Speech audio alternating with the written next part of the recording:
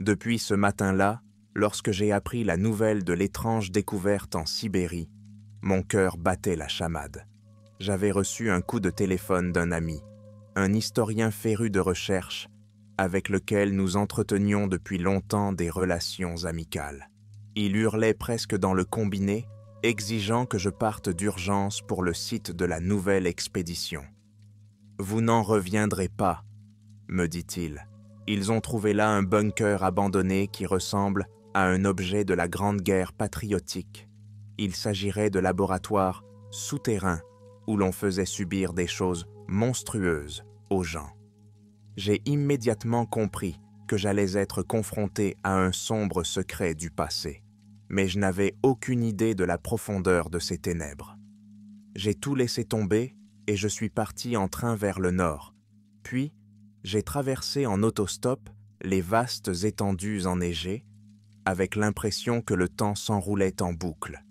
Les Ummirutsur se dégradaient, le gel s'accentuait et des zones presque désertes s'étendaient autour de moi. Lorsque j'ai atteint le petit village où m'attendait mon ami, je l'appellerai Victor, il m'a semblé que j'avais franchi la frontière de la civilisation. Ici, les maisons étaient clairsemées, toutes bardées de planches et pourries, et il n'y avait qu'une poignée d'habitants. J'ai remarqué que les gens nous regardaient avec méfiance et répondaient à contre-cœur. Ils semblaient pas sûrs de savoir ce qui s'était passé dans leur pays et ne voulaient pas laisser des étrangers pénétrer dans ces ténèbres. Tard dans la soirée, nous nous sommes réunis dans la maison du forestier local pour discuter du plan de la randonnée. Plusieurs passionnés étaient comme les déjà présents, des explorateurs, un photographe, un couple de géologues.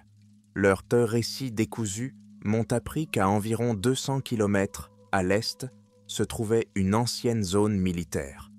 Dans les profondeurs de la forêt, ils ont trouvé des puits de ventilation et les vestiges de baraquements abandonnés. Nous avons d'abord cru qu'il s'agissait d'un entrepôt de la guerre froide, mais en nous enfonçant dans l'une des cavités, nous sommes tombés sur une porte rouillée qui menait sous terre. À l'intérieur, ils ont pu voir l'aménagement typique des bunkers militaires. Mais surtout, dans plusieurs pièces, ils ont trouvé des restes de documents couverts de moisissures et de taches grises. Les personnes qui se sont aventurées à l'intérieur ont jeté un coup d'œil rapide aux documents et ont eu un véritable choc. Il y était question d'expériences secrètes sur des prisonniers, d'une série d'opérations sur des soldats en chair et en os. Leur seule évocation leur glaçait le sang. Ils n'ont réussi à sortir que quelques feuilles avant de refuser de continuer à cause de l'odeur nauséabonde et du sentiment d'une présence sinistre. Le bunker était donc resté scellé. Victor a soutenu qu'il était probablement lié aux expériences secrètes du début des années 40, au moment de la Grande Guerre patriotique. Peut-être que de nouvelles méthodes y étaient testées, censées donner aux soldats des super-pouvoirs ou quelque chose de similaire. Savais-je dans quoi je m'embarquais en disant oui? Non. Mais la curiosité scientifique et l'excitation noire l'ont emporté.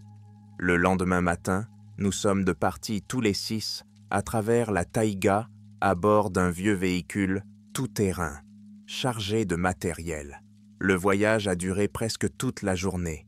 Nous avons emprunté des chemins étroits, des routes de campagne, suivies uniquement par le bois flotté. La tempête de neige projetait périodiquement les vitres de la voiture. L'air étouffant de l'habitacle se mêlait au vent glacial de l'extérieur, et je frissonnais nerveusement. Enfin, nous nous sommes arrêtés dans une clairière, où se trouvaient une clôture et un portail minable, ainsi qu'un passage souterrain peu visible, couvert par une bouche d'égout en béton. J'ai supposé qu'il y avait eu une infrastructure impressionnante à cet endroit, mais que les années et la neige en avaient effacé les traces. Lorsque nous sommes sortis, j'ai été frappé par le gel, mais ce n'est pas ce qui était effrayant. J'ai immédiatement ressenti une sensation d'écrasement, comme si l'endroit lui-même était imprégné de la douleur de quelqu'un d'autre. Le silence qui régnait autour était si épais qu'il semblait que tous les êtres vivants éviter ces ruines. L'un des géologues avait dit que le sol était étrangement affaissé et qu'il y avait probablement plusieurs étages à l'intérieur du bunker. Certains rapports indiquent que l'installation a peut-être été construite à des fins ultra secrètes, mais pour l'instant, il ne s'agit que de spéculation. Nous avons sorti des torches et vérifié l'équipement, puis nous nous sommes approchés de l'ouverture rouillée. À l'intérieur, au-delà de l'épaisse porte, un couloir rempli de détritus et de plâtre décollé commençait réellement. Le sol du couloir était humide, des flaques d'eau brillaient par endroits. Il y régnait une odeur d'humidité et de moisie, mêlée à un étrange parfum chimique. J'avançais, essayant d'éclairer le chemin avec une torche puissante, remarquant des inscriptions défraîchies à 2 en russe sur les murs. Quelque chose comme « Quartier général Neurtarts, zone technique ». L'endroit avait l'air d'avoir été abandonné à la hâte.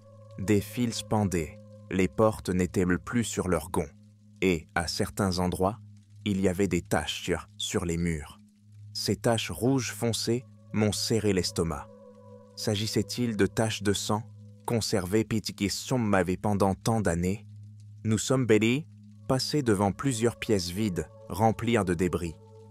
Victor prenait des photos sur notre passage, en marmonnant. Si c'est vraiment un bunker des années 40, pourquoi y a-t-il tant de câbles modernes? Est-ce qu'ils ont vraiment fait la modernisation plus tard? Je me suis également posé la question, peut-être l'installation a-t-elle été utilisée après la guerre, poursuivant ses activités louches? L'un des nôtres, un jeune historien, était déjà pâle, craignant de toucher quoi que ce soit. « Faites attention où vous mettez les pieds », lui dit le géologue en lui montrant une profonde fissure dans le sol.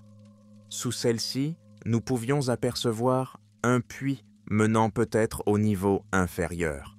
En continuant à marcher, nous avons débouché dans une grande salle qui semblait avoir été un poste de commandement. Un énorme bureau, des restes de matériel, maintenant tout corrodé, couvert d'une épaisse poussière et de toiles d'araignée. Dans un coin, sous un tas d'ordures, quelqu'un a repéré un casier. Nous avons déblayé les gravats et l'avons ouvert. À l'intérieur se trouvaient des piles de chemises timbrées. En regardant les couvertures, j'ai vu « Top Secret »,« Projet C »,« Laboratoire de mise en œuvre ». Là, je n'ai pas pu résister. Avec des doigts tremblants, j'ai pris la chemise du haut, en essayant de ne pas déchirer les feuilles jaunies. Parmi les extraits, des rapports sur certains sérums injectés aux soldats, sur toute une série de polytests d'endurance. Les dates se situent autour de la 42e année. Le contenu est là choquant. On administre à des soldats des médicaments censés augmenter la douleur, mais les maintenir en forme pour voir évoluer leur réaction psychologique. Il est fait mention de injection d'une solution stimulante pour maintenir la conscience, lors d'interventions chirurgicales. En d'autres termes, des personnes ont été découpées de vivantes pour voir combien de temps leur corps pouvait résister. Une barbarie inouïe. Mais ce n'est pas tout. Certaines phrases font allusion à des croisements de tissus, à des implants, à l'arrêt du vieillissement cellulaire. La chair de poule m'a parcouru la peau. Une sorte de tentative de création d'une unité non tuable. L'un des nôtres, voyant cela, a failli laisser tomber le dossier. Il a dit « Comment une telle chose peut-elle se produire ici, sur le territoire de l'URSS, même en pleine guerre ?» Mais quelqu'un a suggéré que le désespoir et le secret pouvaient avoir poussé à de telles horreurs. J'ai feuilleté les pages et je suis soudain tombé sur une liste de « sujets d'expérience », des dizaines de noms de famille, l'année de conscription étant indiquée. En face de certains d'entre eux, il y avait une brève mention « épuisé » ou « rebut ». Ce mot m'a fait froid dans le dos. Il s'agissait d'une simple façon d'enregistrer la mort des sujets d'expérience. Nous avons continué à faire le tour de la salle. Nous avons trouvé quelques autres portes, et derrière l'une d'elles, un long couloir menant quelque part vers le bas, comme s'il s'agissait d'une cage d'ascenseur. Mais il n'y avait pas d'ascenseur, seulement des câbles cassés. Nous avons braqué la lumière vers le bas, 10 mètres. Au fond, nous pouvions voir une plateforme sur laquelle nous pouvions sauter. Mais nous avons décidé de ne pas nous y risquer. Une autre branche menait à l'étage voisin, où se trouvait le laboratoire lui-même. C'est là que nous sommes allés. À l'entrée, nous avons trouvé 2 sas massifs en acier épais. L'un était ouvert, l'autre à moitié écrasé, comme s'il avait été frappé de l'intérieur par une force colossale. Il était impossible d'imaginer qui ou quoi avait pu plier l'acier de la sorte. Au fur et à mesure qu'il descendait, le froid s'intensifiait. L'air devenait de plus en plus moisi, et l'on entendait le goutte à goutte de l'eau dans les profondeurs. Ils débouchèrent enfin dans une salle qui ressemblait à une salle d'opération. Les murs étaient encarrelés. Ils s'écayaient maintenant. Il y avait des tables rouillées au milieu et des instruments, des pinces, des couteaux, des perceuses d'aspect désagréable, tout autour. Non loin de là, des fossés contenaient un liquide trouble qui s'était évaporé depuis longtemps. Il y avait des tessons de flacons un peu partout. En voyant cela, nous avons compris que des expériences médicales, ou plutôt inhumaines, avaient été menées, ici. L'un d'entre nous s'apprêtait à allumer le coin le plus éloigné et à soudain pousser un cri. Nous nous sommes précipités. Des silhouettes noires de mains étaient visibles sur le mur, comme si quelqu'un s'accrochait à la surface en agonisant. En regardant ces marques, nous avons réalisé qu'il s'agissait probablement de sang séché et non de moisissure. En imaginant les scènes qui auraient pu se dérouler ici, j'ai ressenti un spasme douloureux dans la poitrine. Nous avons jeté un coup d'œil dans la pièce suivante, qui ressemblait à un entrepôt. Il y avait des caisses de médicaments congelés, depuis longtemps abîmés, mais j'ai été plus choqué par autre chose.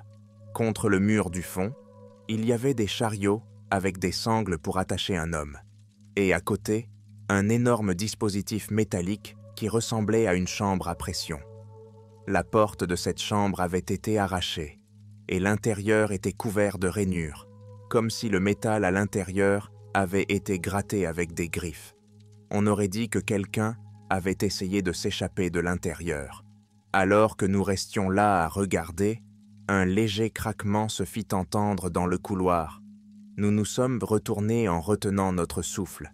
Peut-être le plafond s'était-il affaissé, ou de l'eau avait-elle coulé quelque part, mais nous avions l'impression que quelqu'un se promenait invisiblement dans les couloirs. Victor demande à voix basse « Est-ce que quelqu'un peut vraiment survivre ici de nos jours ?» Je n'ai pas su répondre. D'une part, le bunker était abandonné depuis des décennies. C'était peu probable. D'autre part, après avoir vu les instruments de torture et les portes mutilées, toutes les suppositions les plus folles pouvaient être vraies. Ensuite, nous sommes tombés sur quelque chose qui nous a fait dresser les cheveux sur la tête. Derrière l'une des portes, dans une petite pièce, des rangées de cylindres de verre, tombés, fissurés, étaient alignés. Le liquide trouble s'était échappé depuis longtemps, et à l'intérieur de certains de ces cylindres se trouvaient des fragments d'os qui ressemblaient à des ossements humains. Mais en y regardant de plus près, on pouvait voir qu'il ne s'agissait pas d'os ordinaires. Certaines articulations présentaient des excroissances supplémentaires. On aurait dit qu'on avait essayé de les modifier, d'y fixer des pièces métalliques, des broches. Je me suis levé, serrant la lanterne, et j'ai senti mes jambes trembler. Cet endroit semblait avoir été le lieu d'une série d'expériences macabres sur des créatures vivantes, et pas seulement sur des prisonniers, mais probablement sur leurs propres combattants, en essayant d'en créer d'indestructibles. Ce qui nous frappa le plus, dans l'un des cylindres, pourtant vide, il y avait un écriteau. Expérience na, régénération, réussie. Réussie. Cela signifiait-il qu'ils avaient obtenu des résultats? Quel genre de résultats? Créer des combattants capables de guérir rapidement? L'idée qu'une telle chose puisse se produire au milieu des horreurs de la guerre me donna des sueurs froides.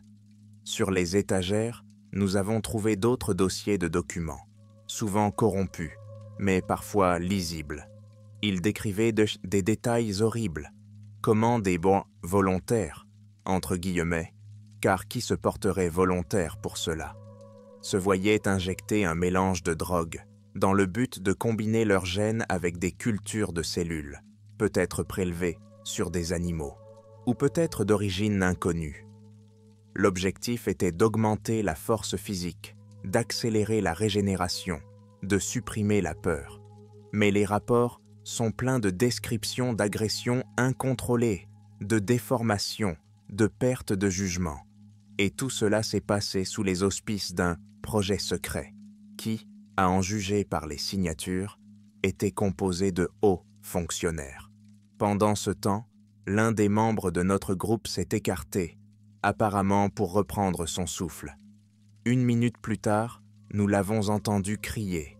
Nous nous sommes précipités et l'avons trouvé devant une porte métallique massive qu'il avait ouverte. À l'intérieur de la pièce se trouvent de plusieurs corps qui ne sont pas complètement décomposés, mais qui sont manifestement là depuis des années, voire des décennies. Comment cela est-il possible? Nous avons vite compris. La température en bas devait être très basse, comme dans un congélateur, et les cadavres ne se seraient peut-être pas décomposés aussi rapidement. Il était ridicule de dire qu'ils étaient préservés, mais certains corps présentaient encore des traits.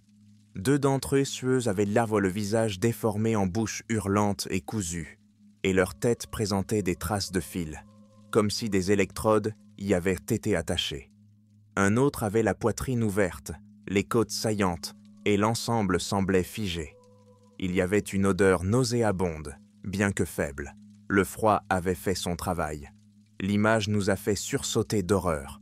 Nous avons essayé de nous calmer, mais nous avons remarqué que dans un coin gisait quelque chose qui ne ressemblait pas tout à fait à un être humain. Les membres s'étaient allongés, les poignets étaient trop larges, le crâne était allongé, avec des pommettes orcaques saillantes. Il n'a pas de vêtements et sa peau est grise. Serait-ce le produit d'une de ces expériences ou d'un prisonnier soumis à de terribles transformations? Nous sommes de rester là à regarder, incapables de prononcer un mot. Au bout de quelques instants, quelqu'un a suggéré « Nous devrions partir, prenez les documents, les photos et partez ». J'étais d'accord, il n'y avait rien d'autre à faire ici que de devenir fou de terreur.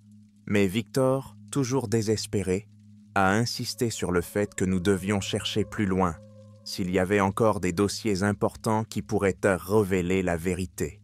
Nous étions à bout de nerfs, mais nous ne voulions pas laisser passer l'occasion. Nous sommes allés plus loin dans le couloir, dans un autre escalier qui semblait mener à un niveau plus secret.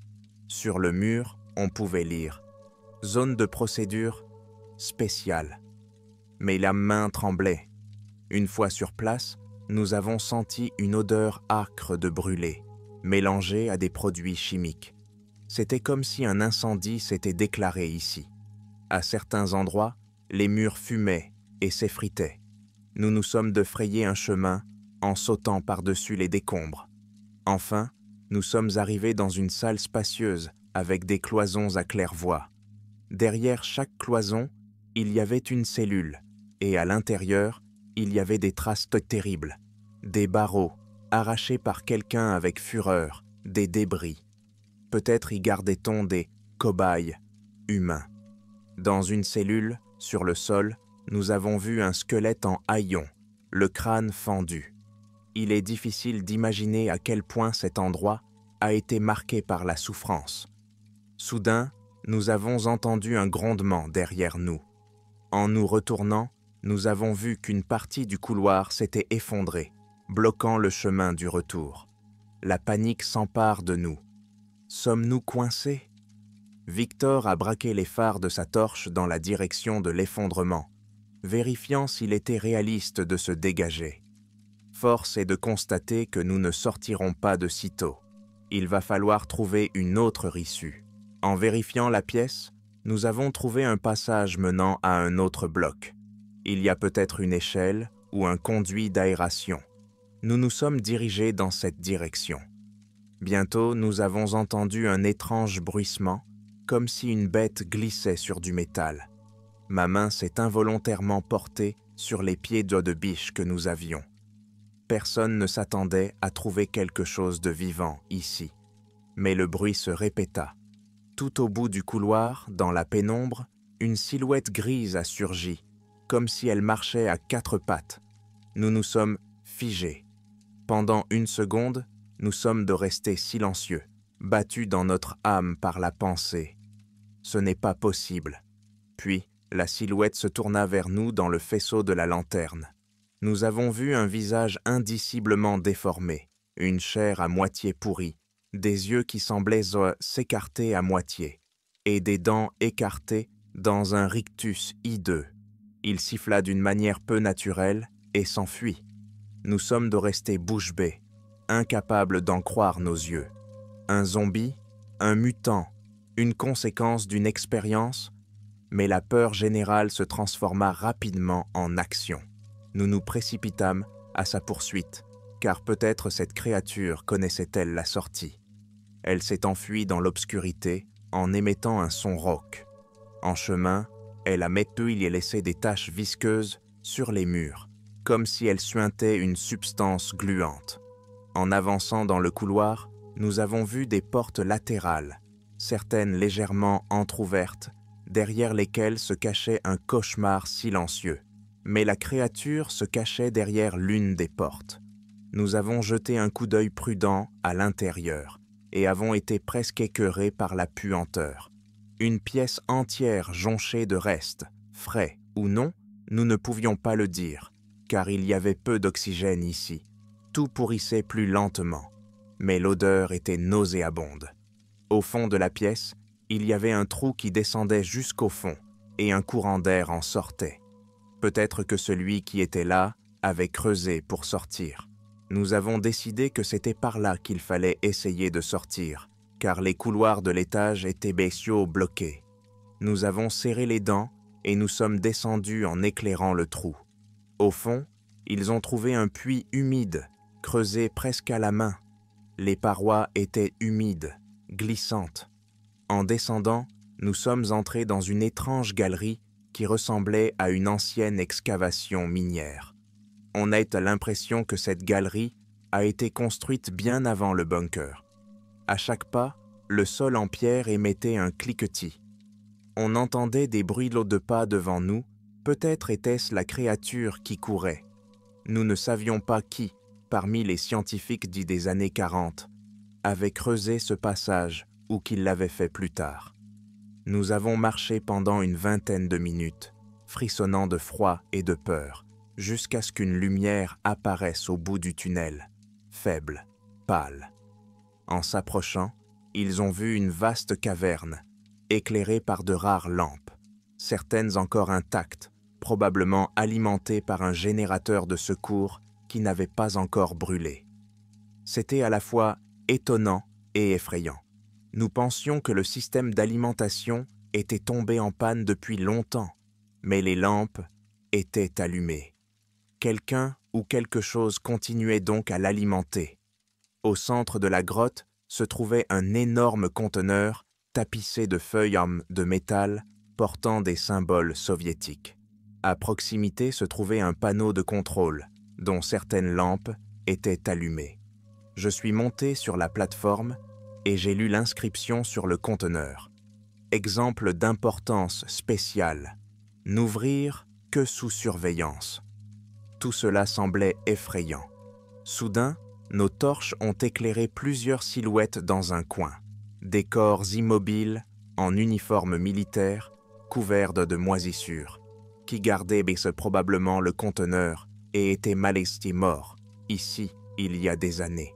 La peur me montait à la gorge. La question battait en moi. Qu'ont-ils stocké dans ce conteneur? Pourquoi ont-ils asséché cette grotte? En regardant de plus près, nous avons remarqué que les serrures du conteneur avaient été brisées de l'intérieur. Le couvercle était entrouvert, avec ce qui ressemblait à des traînées de bave s'étendant derrière lui. Nous avons échangé des regards paniqués. On aurait dit que quelque chose de vivant avait été retenu ici et qu'il s'était échappé. Ce doit être celui qui erre dans les couloirs maintenant, ou peut-être qu'il y a une meute. Et vu les expériences que nous avons vues, nous pouvons imaginer toutes sortes d'horreurs. C'est alors que nous avons entendu un bruit derrière nous. En nous retournant, nous avons vu la même silhouette grise sortir lentement de l'ombre. Elle était maintenue à 4 pattes. Sa respiration était sifflante. Ses yeux étaient mi-clos, mais une étincelle de conscience les éclairait. On aurait dit un homme transformé en monstre. Victor l'appela doucement. « Est-ce que, vous nous entendez ?» Mais la créature ne fit que siffler en réponse, et nous vîmes de la salive sombre couler des coins de sa bouche. Puis elle a fait un bond vers nous. Quelques personnes ont crié et ont rebondi. J'ai senti quelque chose me frapper dans les côtes. Son long membre, surmonté d'une griffe, a transpercé mes vêtements, laissant une égratignure. Nous avons réussi à la repousser avec nos pieds de biche. La créature a poussé un hurlement sauvage, tandis qu'un homme blessé s'éloignait précipitamment. Elle a couru quelques pas, puis a sauté le long de la paroi de la grotte, s'accrochant aux deux rebords, et a disparu dans une haute fissure. Nous sommes de rester là un long moment, incapables de reprendre nos esprits, sentant la douleur lancinante dans nos flancs. Était-ce l'ancien homme qui avait cherché une issue, ou une créature née d'expériences folles? On ne pouvait que le supposer. Réalisant que notre seule chance était de nous échapper par cette grotte, nous avons commencé à chercher une issue. De l'autre côté de la grotte, il y avait effectivement un couloir qui montait et qui se terminait par un tunnel à moitié effondré. Nous pouvions voir la lumière du jour à travers les fissures. En nous frayant difficilement un chemin à travers les rochers, nous avons réussi à sortir dans le ravin enneigé. L'air frais nous brûlait les poumons comme s'il s'agissait d'un salut. Mais dès que nous regardions en arrière, des profondeurs du ravin, dans les ombres lugubres, des silhouettes comme cette créature passaient en coup de vent, se cachant, observant. Il semblait être 3 ou 4. Nous avons entendu un sifflement sourd. Je me suis rendu compte qu'il ne sortait pas à la lumière, peut-être parce qu'il se méfiait ou n'était pas adapté, ou simplement en train d'observer. Nous avons commencé à gravir la pente rapidement. Le vent nous fouette le visage, nos pieds s'enfoncent dans la neige. Tout le monde est au bord de l'épuisement, mais la peur nous pousse à aller de l'avant. D'en haut, nous apercevons, au loin, derrière les arbres, les restes de l'ancienne route par laquelle nous devons passer. Encore 30 minutes d'agonie et nous arrivons à la route. Nous avons marché 1 kilomètre avec difficulté jusqu'à ce que nous rencontrions un groupe de sauveteurs envoyés à notre signal. Apparemment, l'un des scientifiques restants avait réussi à appeler à l'aide lorsqu'il avait remarqué que nous n'étions pas revenus. À ce moment-là, je pouvais sentir la douleur brûlante de ma blessure au côté. Le sang avait légèrement imbibé ma veste. Lorsque nous avons été embarqués dans la voiture, nous frissonnions de l'expérience. Le soir, nous avons été conduits au centre médical local, où mes blessures ont été soignées. Il s'est avéré qu'elles n'étaient vraiment pas trop profondes, mais le médecin a remarqué d'étranges marques autour d'elles. J'ai menti en disant que j'avais heurté un rebord métallique. Je ne voulais parler à personne du monstre dont les griffes avaient laissé ses cicatrices. Plus tard, Victor nous a réunis dans un coin tranquille et a chuchoté. Tôt ou tard, quelqu'un retrouvera ce bunker, et ces choses sortiront. Ou bien, elles erdent déjà dans les souterrains, et peut-être pas seulement là. Nous avons des documents qui pourraient révéler l'horrible vérité sur les expériences militaires. Mais je ne suis pas sûr que nous ne soyons pas réduits au silence. En effet, nous sentions déjà la présence de quelques hommes en uniforme qui nous observaient.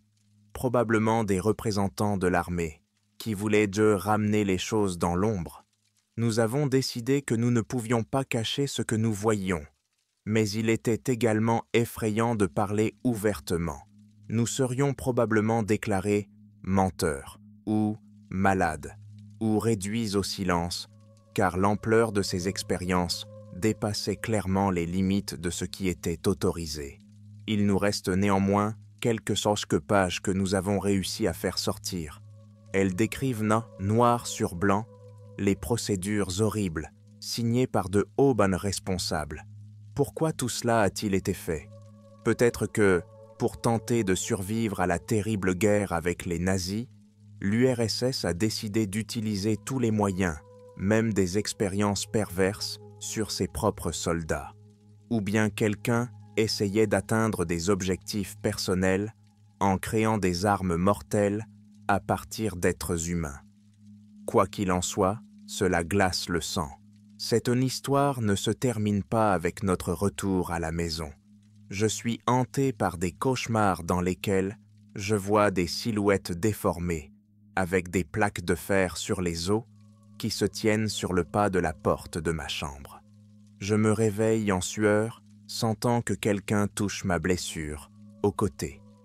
Victor avoue également qu'il n'arrive pas à dormir, entendant dans ses rêves le rugissement des moteurs et des cris, comme si les fantômes des guerriers seuls morts nous appelaient à revenir et à libérer leurs âmes. Ces cauchemars semblent trop réalistes pour être de simples traumatismes psychologiques. Le plus effrayant, c'est qu'il n'y a aucune chance que ces créatures se soient libérées et se cachent aujourd'hui dans les profondeurs de la taïga. Il n'y a pas grand monde là-bas, la région est immense, personne n'aurait remarqué quelques monstres errant dans le crépuscule. Peut-être meurent-ils sans régime alimentaire spécifique, ou bien ils survivent en se nourrissant des bêtes. J'essaie de ne pas y penser, mais le souvenir de ces yeux brûlants dans l'obscurité du bunker me hante. Finalement, j'ai compris que je ne pouvais pas me taire. Ce mystère n'est pas seulement un vieux projet noir, mais quelque chose de plus monstrueux, qui a bouleversé l'idée de ce dont les gens sont capables dans des périodes extrêmes. Et même si beaucoup le qualifient de fantaisiste, j'ai suffisamment de preuves. Mais il est peu probable que j'obtienne une publicité officielle. L'influence de ceux qui veulent garder le secret est trop grande. Si vous lisez mon histoire, ne vous empressez pas de me traiter de fou. Allez dans le nord et interrogez les gens sur les rumeurs d'enclos souterrains, dans les forêts. Renseignez-vous auprès des chasseurs sur les cris étranges qu'ils poussent la nuit. Et peut-être vous rendrez-vous compte que la vérité est bien plus effrayante qu'il n'y paraît. Le bunker de l'URSS, empilé de documents sur des expériences impitoyables sur le corps et l'esprit humain, cache bien plus que quelques pages jaunies. Il renferme l'horreur née de cerveaux immoraux à l'époque du massacre général, lorsque les gens ont cessé d'accorder de l'importance à la vie d'autrui. Je suis partagé. Certains de ces projets ont peut-être continué après la guerre. Il est tout à fait possible que quelqu'un ait affiné la méthodologie. Mais pourquoi pas?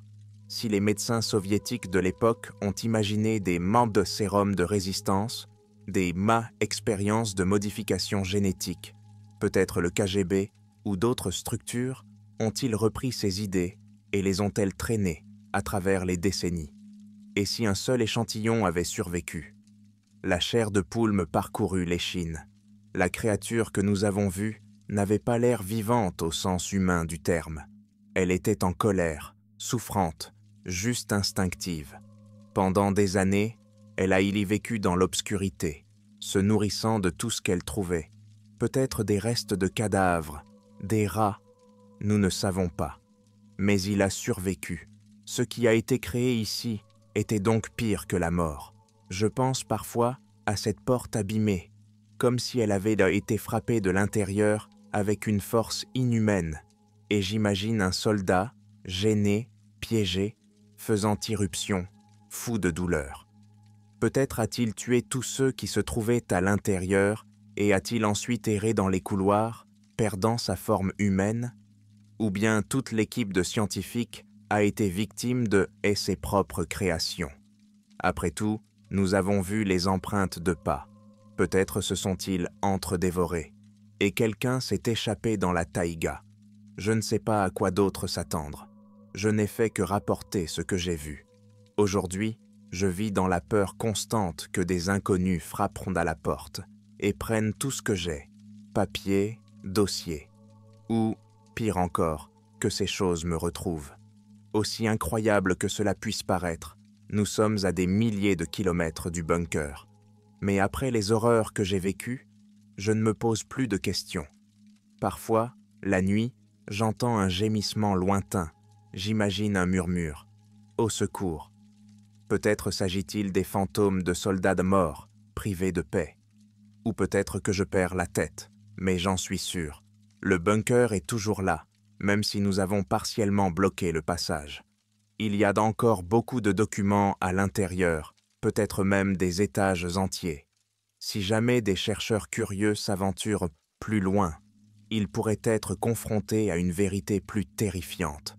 Les chuchotements des os et des flacons de verre parleront d'une folie maladive, au milieu des entraves déchirées pour la fixation, de rires inhumains au nom de la victoire ou de la science. Je ne sais pas s'il est encore possible d'espérer que le gouvernement déclassifie un jour ces documents. Au contraire, le « trop précieux mais terrible » est caché dans de sombres archives. Et il reste des légendes, des épouvantails pour les habitants, et en réalité, une histoire tragique, confirmée par nous. Nous vivons sans savoir que quelque part dans les profondeurs des forêts, sous terre, il y a des ruines, des poches d'abominations encore en mouvement, peut-être les quelques monstres qui ont survécu.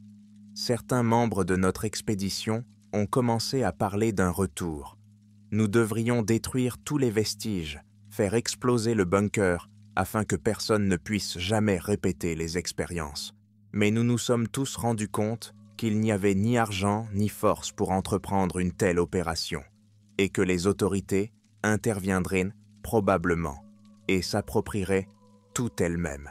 Et il est effrayant d'y retourner, car personne ne veut entrer en contact avec l'écho maléfique du passé, qui se moque de la moralité humaine. Ou peut-être que le passé s'est déjà manifesté et que les créatures des profondeurs sont à l'affût depuis longtemps. Lorsque je lis dans les journaux que des touristes ont disparu dans les régions sauvages de Sibérie, j'ai un frisson dans la poitrine.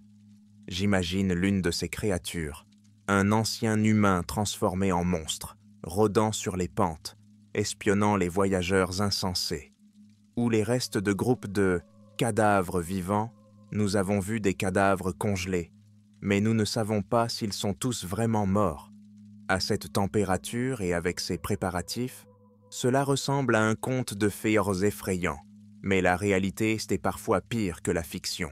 J'écris ceci sans savoir si quelqu'un le lira. Vous penserez peut-être que c'est absurde. C'est ainsi que la plupart des gens réagissent à de telles révélations. Mais je me suis juré de ne pas emporter ce secret dans ma tombe. Le monde doit savoir que dans les années 40, dans la vague de désespoir, l'URSS pouvait commettre des crimes horribles, mener des expériences sur des êtres humains, en les justifiant par le fait que la fin justifie les moyens. Et où était la garantie que cela ne se reproduira pas?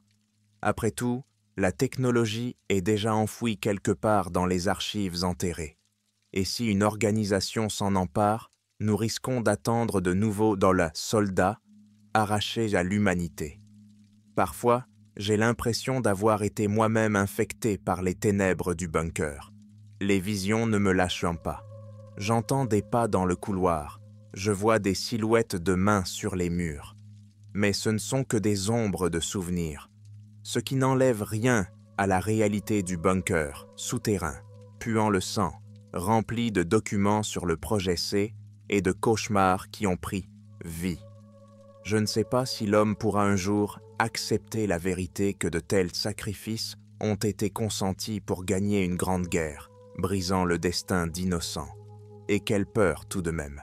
Dans l'un des documents, j'ai lu qu'à la fin de la 43e année, il n'y avait plus aucun survivant des échantillons expérimentaux.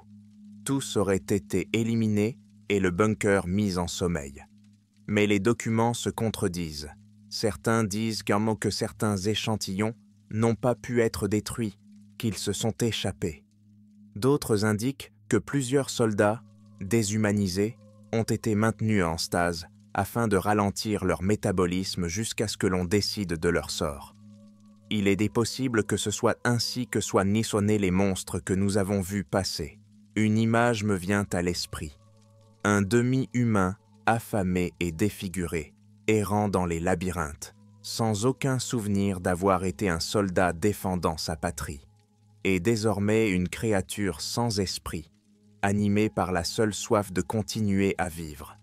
Et tous ces tubes, ces flacons, ces prothèses aux os brisés. L'ironie amère c'est que tout cela est né dans l'une des périodes les plus difficiles de l'histoire, et beaucoup de gens ne savaient même pas qu'à la merci des fous à l'intérieur de l'Union, il y avait aussi une horreur en cours qui n'était pas inférieure à l'horreur nazie. Vous pouvez le croire ou non. Mais si un jour votre chemin vous mène dans les bois de Sibérie et que vous tombez sur une porte rouillée menant à un souterrain avec des symboles soviétiques décolorés sur les murs, courez. Fermez cette porte derrière vous et ne dites à personne où elle se trouve. Sinon, vous risquez de refaire le même chemin que nous, de plonger dans le chaos d'expériences sanglantes et de rencontrer ceux qui chuchotent encore dans les couloirs sombres. Rien ne garantit que vous aurez la chance d'en sortir.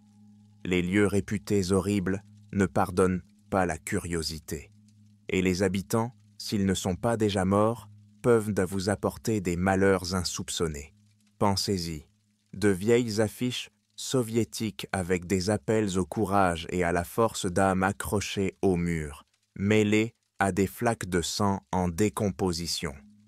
Dans les bureaux où le général de campagne apposait les tampons sur les commandes d'expérience sur des animaux vivants, errent maintenant les ombres de victimes mutilées. Et même lorsque nous sommes de partis, nous n'avons pas détruit toutes les preuves. Mais devons-nous y retourner ? Peut-être que quelqu'un ira au fond des choses, soulèvera des vagues d'indignation, demandera une condamnation. Mais plus probablement, cela se soldera par la mort de nouveaux chercheurs. C'est comme si le bunker était affamé d'âme, imbibé de colère et de désespoir. Il me suffit de me rappeler qu'il n'y a jamais de fin complète à une guerre. Les échos de la plus grande tragédie peuvent l'homme se cacher dans les cachots, où les chambres inondées continuent de nourrir et d'engendrer des horreurs. L'URSS a disparu depuis longtemps, mais les échos de ses expériences les plus sombres ne semblent même pas être tombés dans l'oubli. Et tant qu'il y aura des curieux prêts à forcer des portes oubliées, les cauchemars prendront vie. J'ai moi-même traversé ce bunker, j'ai vu les morts et les presque vivants. J'ai ressenti la peur glaçante de voir comment des ambitions lointaines ont transformé des gens en monstres, et je sais que cette histoire n'est pas terminée, qu'elle est seulement suspendue. Elle ne s'achèvera peut-être que lorsque quelqu'un fera exploser ce fichu labyrinthe. Mais alors, nous perdrons la chance de connaître toute la vérité. C'est ma confession. Si vous ressentez un frisson dans le cœur en la lisant, sachez que je ne vous ai pas tout dit, épargnant votre imagination. Gardez au moins un fragment de ce cauchemar dans votre mémoire pour vous rendre compte que notre monde n'est pas aussi inoffensif que nous le pensons. Parfois, quelque part dans une région sans nom, le brouillard enroulé du mal créé par l'homme attend de lever la tête. Pendant le temps que nous avons passé dans le bunker, nous n'avons vu que la pointe de l'abîme. Peut-être que des horreurs encore plus grandes se cachent plus bas. Et qui sait qui ou quoi pourrait en sortir demain. Je suis en train de m'en remettre, mais un souvenir est gravé dans ma poitrine. Lorsque je me suis trouvé près des flacons de laboratoire où l'on fusionnait les os et le métal, j'ai compris que la frontière entre l'homme et le monstre peut facilement s'estomper si les conditions adéquates sont réunies. Et nous ne sommes guère prêts à affronter les monstres que nous avons créés, ceux que les médecins en uniforme ont imaginés il y a des générations. Il fait nuit derrière la fenêtre et je me surprends à penser que j'entends un gémissement lointain, comme un appel provenant des profondeurs de la terre, comme si quelqu'un criait à des milliers de kilomètres. Peut-être est-ce une illusion, ou l'amère réalité que le cri des victimes n'en finit pas de retentir. Quoi qu'il en soit, l'histoire du bunker en Sibérie a sa propre vie. Et si vous entendez soudain parler de touristes disparus, de la découverte de passages secrets ou de monstres ne repérés, souvenez-vous de cette histoire. Peut-être qu'un nouveau chapitre du cauchemar est en train de s'ouvrir. Après tout, le passé ne veut pas rester enfoui si les gens sont trop avides de secrets interdits. Et si nous réveillons à nouveau la bête, qui pouvons-nous blâmer? Ceux qui l'ont créée à une époque de cruauté, ou nous qui avons décidé de creuser la glace pour en extraire le mal? Regardez autour de vous. Le bunker est là, dans le silence gris. Ces couloirs murmurent. Trouvez les réponses. Mais sachez que les réponses viennent avec le sang. Et lorsque le museau froid de l'expérience vous frappe à l'arrière de la tête, il est trop tard pour fuir. Peut-être que dans ces murs gémissent encore les âmes des soldats qui n'ont pas eu de repos et qui maintenant n'ont plus de salut du tout. Dans les champs de l'ancienne patrie, ils sont restés enterrés dans des expériences barbares, condamnés à un tourment éternel, et les étendues trop blanches de la Sibérie se moquent d'eux, là où le gel efface toutes les traces, mais pas complètement, comme nous l'avons constaté nous-mêmes. La vérité est aussi terrible que l'on veut tout oublier. Mais nous oublierons-nous nous-mêmes? C'est mon histoire. Le monde la comprendra-t-il? Je n'en sais rien. Peut-être la vérité est-elle trop sombre pour être acceptée. Mais ce que j'ai essayé de faire comprendre, c'est que sous la terre, dans un bunker rempli de temps, se trouve un héritage monstrueux. Et si quelqu'un s'y aventure, qu'il se souvienne que de tels endroits consument les âmes et ne laissent mais que des ossements silencieux et pourrissants. Ne devenez pas une autre victime, et ne laissez personne utiliser ses connaissances à des fins malveillantes, sinon le cauchemar du passé explosera avec une vigueur renouvelée. Et toute la Russie frémira de l'écho de la folie qui a pris naissance dans les années de la Grande Guerre patriotique, lorsque la chair vivante était sacrifiée sur l'autel d'une ambition démente.